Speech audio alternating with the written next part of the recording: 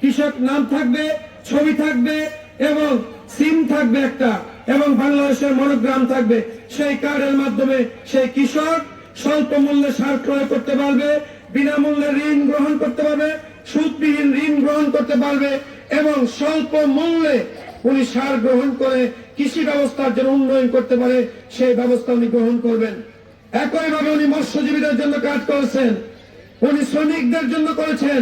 সর্বক্ষেত্রে উনি বিবেচনা করে এই দেশটাকে একটি স্বাবলম্বী দেশ হিসেবে গঠন করার জন্য উনি চেষ্টা করে যাচ্ছেন।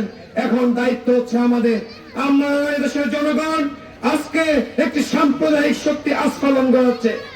সাম্প্রদায়িক শক্তি দেশে মিথ্যা প্রপাগান্ডা ছড়িয়ে তারা আজকে দেশের ক্ষমতাকে যেভাবে অপপ্রচারের মাধ্যমে এবং কোন মাধ্যমে তারা গ্রহণ করতে চায়, সেই জন্য আমাদের সবাইকে সজাগ থাকতে হবে। সাথী বন্ধুরা আমার, আমি আপনাদের প্রতি যেটা আহ্বান জানাবো, একটি সাম্প্রদায়িক শক্তির যদি আস্ফালনের মাধ্যমে কোন কারণে যদি তারা ক্ষমতায় অধিষ্ঠিত হতে পারে, তাহলে এদেশের অস্তিত্ব সেই আফগানিস্তানের মতো হবে।